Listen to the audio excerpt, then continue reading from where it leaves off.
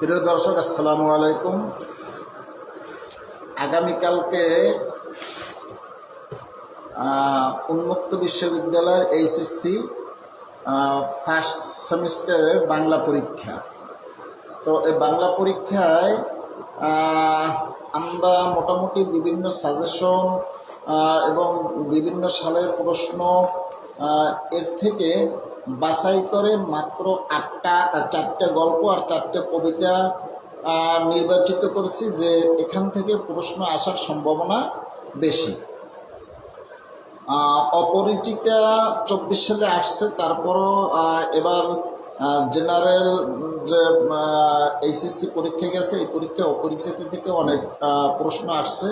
তো অপরিচিতি থেকে প্রশ্ন থাকতে পারে, তবে বিলাসী এবং চাষার দুঃখ, আমার পথ, রেইনকোট, এই কয়টা গল্প থেকে প্রশ্ন থাকার সম্ভাবনা খুব বেশি।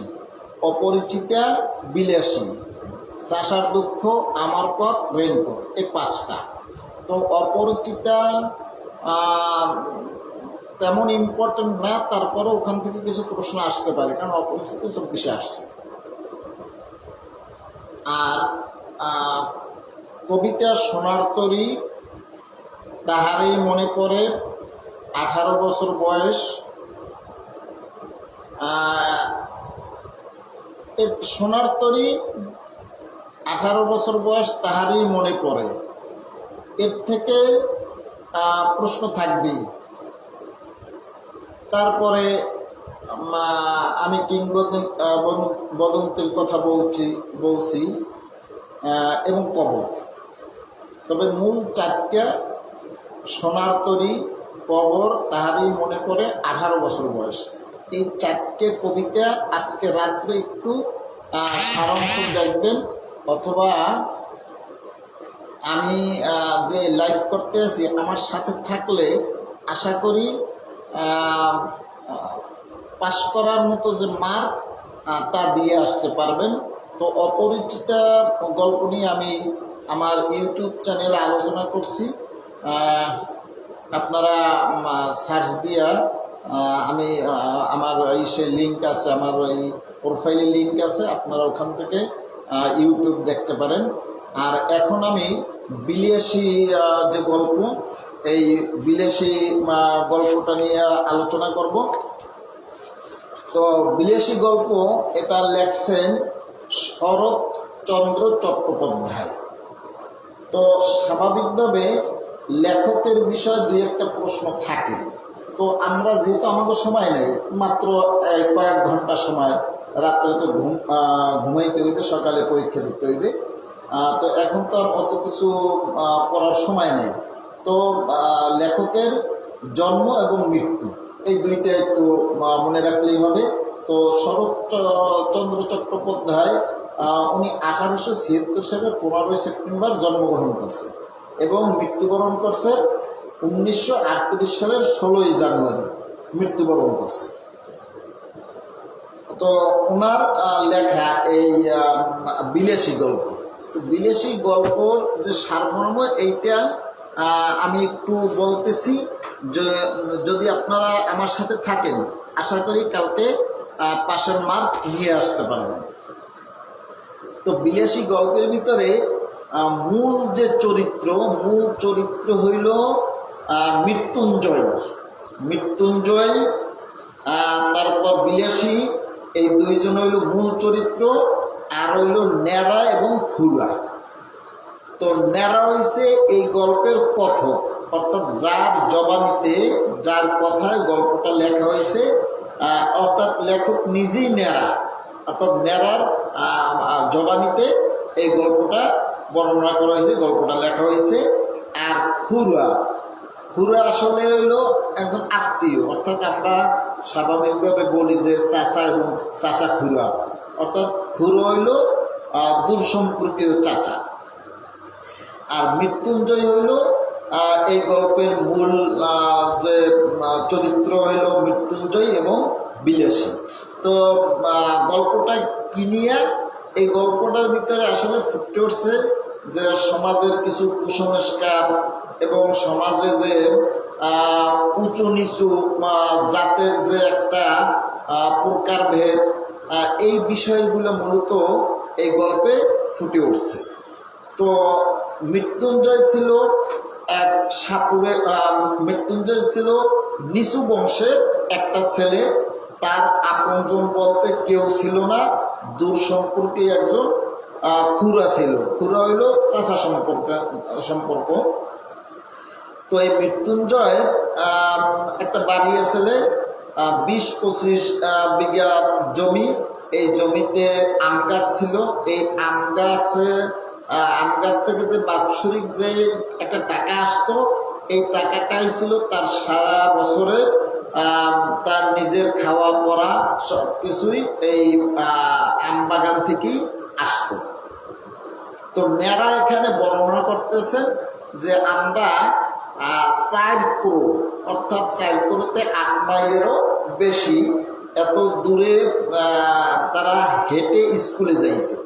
তো স্কুলে যাওয়া আসার পথে তারা বিভিন্ন রকমের গল্প গুজব করতো, কার বাড়ির পেঁপে পাকছে, অর্থাৎ একসাথে ছেলেরা হাঁটাচলা করলে যেসব বিষয়ে আলোচনা করতো, এইভাবে আলোচনা করতো আর তারা স্কুলে যেত। এখানে লেখক অর্থাৎ নেড়া চরিত্রে বলতেছে যে এই যে মৃত্যুঞ্জয় এই একটা ক্লাসই যে কত বছর হয়েছে তার ক্লাস পরিবর্তন সে কখনো দেখে না। অর্থাৎ সে 4th ক্লাস কবে শেষ করছে বা কবে আসছে কেউ জানে। অর্থাৎ একই ক্লাসে, এক কথা যে মৃত্যুঞ্জয় সে আসলে লেখাপড়া তেমন একটা ভালো না, ওই একই স্কুলে যায় সবসময় প্রতিদিন, কিন্তু আসলে লেখাপড়া অত ভালো না। তো এই মৃত্যুঞ্জয়ের যে খুড়া ছিল, দুঃসম্পর্কীয় খুড়া, এই খুড়া আবার কি করত, মৃত্যুঞ্জয়ের ব্যাপারে মানুষের কাছে বিভিন্ন রকমের আমি কিন্তু সহজ ভাষায় গল্পটা আলোচনা করতেছি, যে মৃত্যুঞ্জয়ের ব্যাপারে সে মানুষকে নেগেটিভ কথাবার্তা বলতো, যে সে গুড্ডি খায়, সে গাঞ্জা খায়, বিড়ি সিগারেট, অর্থাৎ নানান এইসব কথাবার্তা মানুষের কাছে সে বললে বেড়াইত। এইটা খুড়া করত। আর মৃত্যুঞ্জয় কিন্তু আবার তার সমবয়সী ছেলেদেরকে যদি কেউ বই কিনতে পারে না, নাস্তার টাকা নাই, এই রকমের হইলে পরীক্ষার ফিস দিতে পারে না, সে কিন্তু আবার সহযোগিতা করত। কিন্তু সে ছেলেদেরকে ঠিকই সহযোগিতা করত এবং ছেলের অভিভাবকরাও অনেক সময় মিথ্যার আশ্রয় নিয়েও তার কাছ থেকে সুবিধা নিত, কিন্তু আবার তার সাথে সন্তানদেরকে চলতেও নিষেধ করত, কারণ ওই খুড়া বলতো যে সে ভালো ছেলে না। তো এইভাবেই তার দিন চলতেছিল। তো এক সাপুরেরা কিন্তু নিম্ন শ্রেণীর। তো এক সময় মৃত্যুঞ্জয় খুব অসুস্থ হয়ে পড়ে। তো অসুস্থ হয়ে পড়ার পরে এক সাপুরের মেয়ে বিলাসী, সে বিলাসী মৃত্যুঞ্জয়ের দেখাশোনা করে এবং তার সেবা সহ্য করে। করতে করতে এক সময় সে সুস্থ হয়। সুস্থ হওয়ার পরে মৃত্যুঞ্জয় এই বিলাসীকে বিবাহ করে। বিবাহ করার পরে যত ঝামেলার সৃষ্টি হয়েছে, অর্থাৎ এখন খুড়া সবাই কাছে বলতে আছে যে গেছে গেছে, যাক গেছে, যাক নাম সব গেছে, হ্যাঁ, ও ওখানে থাকছে তা কোনো বিষয় না, বিয়ে করছে এটাও কোনো বিষয় না, কিন্তু অন্য পাপ কেন করল? অন্য পাপ বলতে অর্থাৎ নিম্ন শ্রেণীর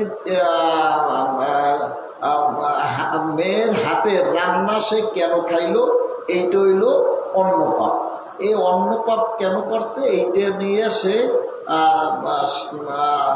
এলাকার কিছু লোকজন নিয়ে, এখানে নেড়াও সাথে ছিল, সে শিক্ষিত মানুষ, কিন্তু তারপরও কুসংস্কার থেকে সে যে বের হইতে পারে নাই, সামাজিক চাপে বা বিভিন্ন কারণে সে শিক্ষিত মানুষ হওয়ার পরেও কুসংস্কার থেকে যে বের হতে পারে নাই, এই বিষয়টা আবার কিন্তু এখানে ফুটে উঠছে যে ন্যাড়া সে শিক্ষিত মানুষ, কিন্তু তারপরও এলাকার কিছু লোকজন 7-8 জন লোকজনের সাথে সে সেই বিলেসির বাড়িতে গেছে এবং সে বিলেসির চুলের মুঠি ধরিয়ে টানিয়া হেসরাইয়া নামাইছে এবং তাকে মারধর করছে।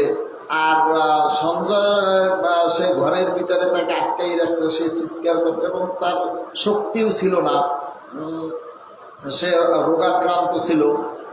তারপর তারা এইভাবে বিলেসিকে অত্যাচার নির্যাতন করিয়া রাখতে আসছে।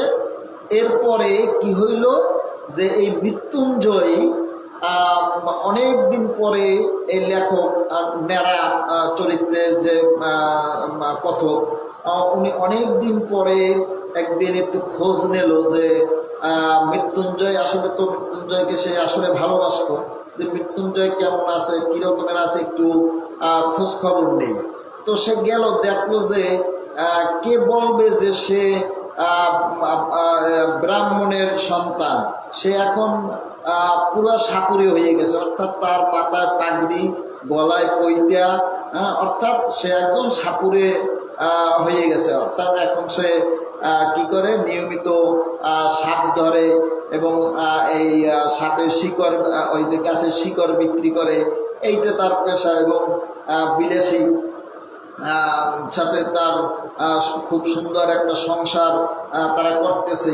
তো এখানে আরেকটা বিষয় হলো যে এখানে যে একটা অকৃত্রিম ভালোবাসা, একটা অকৃত্রিম প্রেম, বিলেসী যে মৃত্যুঞ্জয়কে তার মন প্রাণ দিয়ে ভালোবাসছে, হ্যাঁ, কোনো উঁচু নিচুর বিষয়টা এখানে ছিল না এবং কোনো জাতিভেদ ছিল না, এখানে শুধু প্রেম প্রাধান্য পাইছে, ভালোবাসা প্রাধান্য পাইছে। এই জিনিসটাও কিন্তু এই গল্পের ভিতরে ফুটে উঠছে। তো ন্যাড়া কি করলো, ন্যাড়া চিন্তা করলো যে আমিও তার সঙ্গী হই। সে কিন্তু একবার সন্ন্যাসীর এসেও গেছে, কিন্তু সেখান থেকে সে মশার কামড়ে, অর্থাৎ মশার যন্ত্রণায় ফিরিয়ে আসছে। তো এখন সে মৃত্যুঞ্জয়কে সে সঙ্গ দিতে লাগলো এবং মৃত্যুঞ্জয়ের সাথে সে সাপ ধরতে যায় এবং তারা শিকড় বিক্রি করে। বেশ এইভাবে কিছুদিন চলতেছে।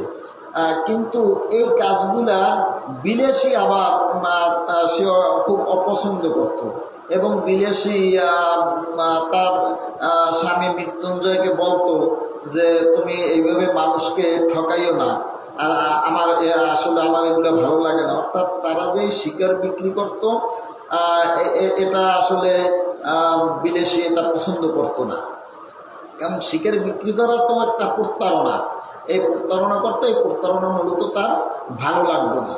তো এর ভিতরে একদিন তারা শুনলো যে অনেক দূরে এক জায়গায় একটা সাপের সন্ধান পাওয়া গেছে, গোকরা সাপ, এই সাপের সন্ধান পাওয়া গেছে। তো মৃত্যুঞ্জয় এবং ন্যাড়া তারা সাপ ধরতে গেছে এবং বিলেসীও সাথে গেছে। তো যখন তারা গর্তে সাপ ধরার জন্য অগ্রসর হয়েছে এবং গর্তে গেছে, তখন বিলেসী যেহেতু সাপুরের মেয়ে, তার একটা অভিজ্ঞতা আছে, বিলেসী মৃত্যুঞ্জয়কে বলছে যে একটু খেয়াল রাখো, সাপ কিন্তু একটা না, হয়তোবা সাপ দুইটা হইতে পারে, এইটা বিলেসী বলছে।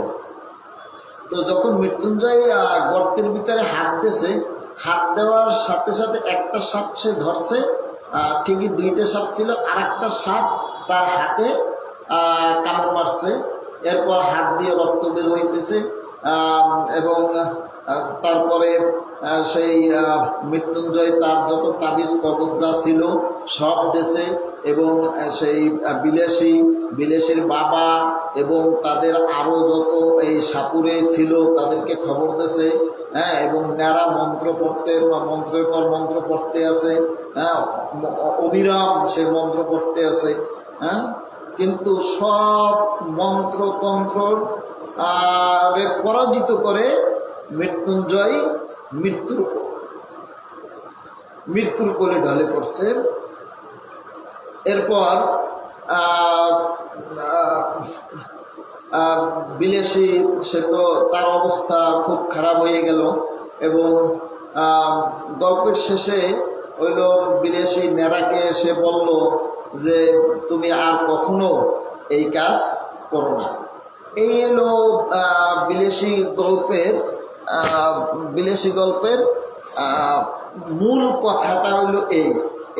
এখন এই বিলাসী এই বিষয়ের এই মূল কথাটা যদি আপনারা একটু আমার সাথে থাকেন এবং শোনেন, আমার মনে হয় যে আগামীকালকে বিলাসী থেকে কোনো প্রশ্ন আসলে অবশ্যই লিখতে পারবেন।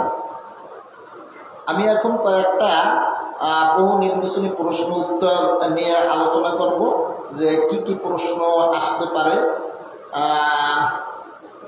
এখানে একটা প্রশ্ন আছে বৈশি কি, অর্থাৎ বৈশি হচ্ছে কাঁটাযুক্ত গাছ।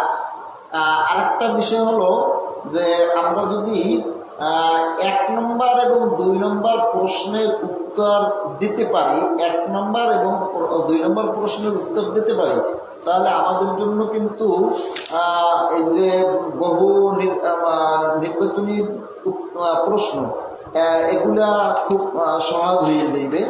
তো সেই ক্ষেত্রে আমাদের 1 নম্বর এবং 2 নম্বর এই প্রশ্নগুলা একটু দেখতে হইবে এবং আমি আশা করি আমার সাথে থাকলে একটু শুনলে আপনারা প্রশ্নের উত্তর লিখতে পারবেন। তো বিলাসী গল্পে 1 নম্বর সৃজনশীল যে প্রশ্নোত্তর 1 নম্বর প্রশ্ন হচ্ছে সাপুরুদের সবচেয়ে লাভের ব্যবসা কোনটা। এইটি কিন্তু আপনার যে বহু নির্বাচনী প্রশ্ন সেখানেও আসতে পারে যে সাপুরুদের সবচেয়ে লাভের ব্যবসা কি। আমি বলছি কিন্তু শিকড় বিক্রি করা।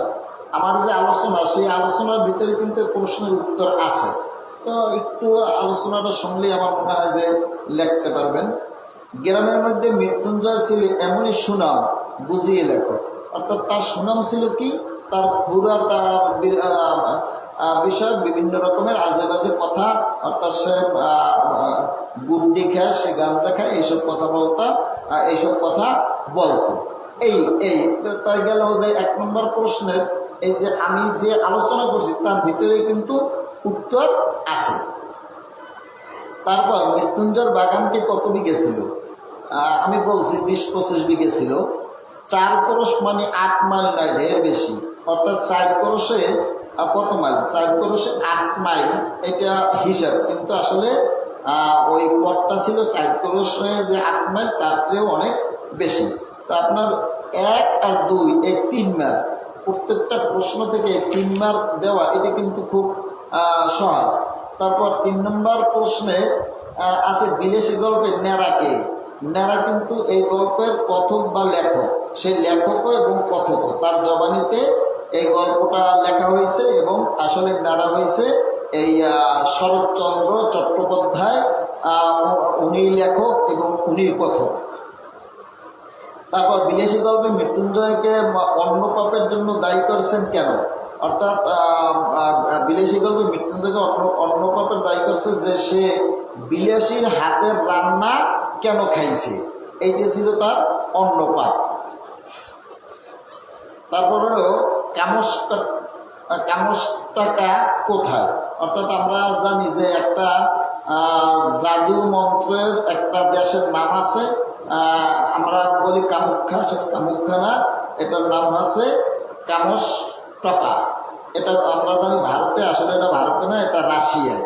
হ্যাঁ, কামসটাকা এটা রাশিয়ায়। আমার মাথার দিব্যি রইল এসব তুমি আর কখনো করো না, এই কথাটা ব্যাখ্যা করো। অর্থাৎ যখন মৃত্যুঞ্জয়কে সাপে আঘাত করছে, মৃত্যুঞ্জয় মারা গেছে, মারা যাওয়ার পরে নেড়ার কে সে দিব্যি দিয়েছে বিলাসী যে তুমি এসব কাজ আর করো না। এইসব এই ছোটো ছোটো যে উত্তরগুলো, এগুলো পারলেই দেখা গেছে আপনার যে বহু নির্বাচনীয় প্রশ্ন উত্তর এগুলোও করা যায়। তো এই ছিল মূলত আপনার বিলাসী গল্পের বিষয় নিয়ে আলোচনা। আমি আবার আসছি, এরপরে আমি 4টে গল্পের 2টা গল্প নিয়ে আমি আলোচনা করলাম। একটা গল্প আপনার আমার ইউটিউবে আছে। আর এই একটা গল্প নিয়ে আলোচনা করলাম। এরপরে আমি আরো 2টা এবং আরো 4টে কবিতা নিয়ে আলোচনা করব। সাথে থাকেন। সবাইকে ধন্যবাদ। আসসালামু আলাইকুম।